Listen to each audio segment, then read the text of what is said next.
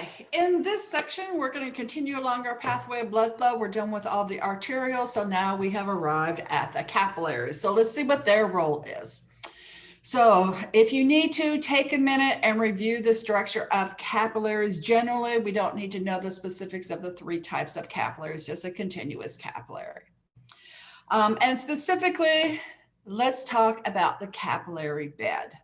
So from the arterial, there's a metarterial that comes off before the capillary, and off the metarterial, we have those precapillary sphincters, which can shut down any blood entering the capillary for normal diffusion of elements. And instead, blood stays in the metarterial and becomes a vascular shunt over to the venous side on the thoroughfare channel. Yes, a little bit of oxygen, carbon dioxide, and other exchanges happen. A little bit of capillary function happens, but about 1% to 2% as opposed to the 100 vessels that blood would normally go through.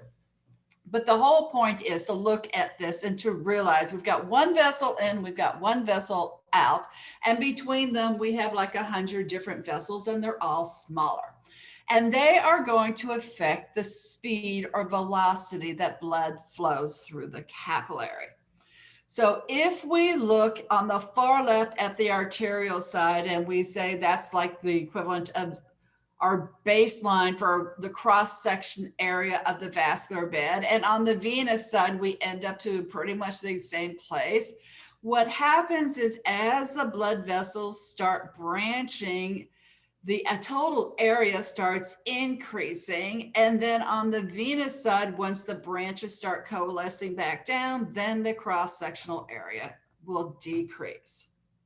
And as we know, when vessels branch, their lumens get narrower and traffic flows just like it does on the 405. Then the velocity of blood flow decreases until it's on the venous side where the blood vessels are getting larger again. So if we put those two things together, then we get a picture like this showing an inverse relationship between blood flow rate and cross-sectional area of that vessel type. So at first, this slide's confusing, but we're going to take it one picture at a time, but I want all four at the same time so that you can compare them. So looking first at vessel diameter, our elastic arteries have the largest diameter, muscular arteries are smaller, arterials are smaller, capillaries have the smallest, and then we go from small to medium to large size veins, just as you would expect. And so the cross-sectional area, we would have less of our elastic arteries, and then obviously a lot more in the capillary areas, and then plummet back down on the venous side. We also know that the blood pressure is highest here on the elastic arteries as soon as it's coming out of the heart, and then once it starts getting down to the capillaries, it has plummeted more than 50%, and then it continues to plummet and is extremely low by the time the blood returns back to the heart. And so if we take all three of these things into consideration, we can then look at velocity of blood flow, and that is the velocity is highest in the elastic arteries.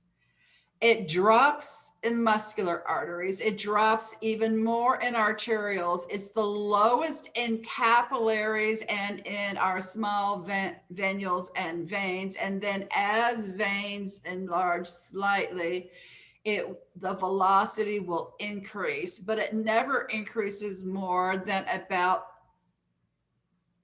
a semi-muscular artery. And that's because the veins can have muscle layers, but not as much as a muscular artery. All right. So let's also review some functions. And so filtration pressure, when we are looking at what's happening, we are looking at two things, hydrostatic pressure and osmotic pressure. So hydrostatic pressure is the force exuded when it enters that blood vessel, and it directly has to do with the pressure against the wall, which is representative of the blood pressures.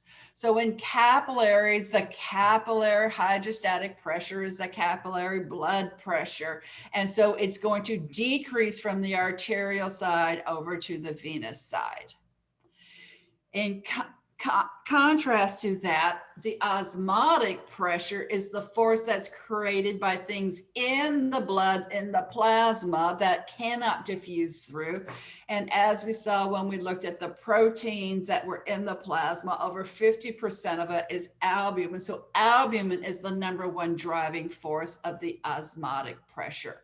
And because albumin does not exit our normal continuous capillaries, that means the blood osmotic pressure does not change from the arterial side to the venous side. So then when we back up and we look at capillary functions, we can see that on the arterial side, yes, we're going to be losing water because we have a high hydrostatic pressure. We're also going to be dropping off oxygen and all of our nutrients, amino acids and glucoses. And then once we're on the venous side, we are going to be picking up our wastes, including carbon dioxide. And because on the venous side, the osmotic pressure is higher than the hydrostatic pressure, we will be sucking back in about 90% of the water that we lost on the arterial side. So take a minute, stop this slide, look at the fluid movement, and make sure you understand it. And I will see you again shortly for the next section. Thank you.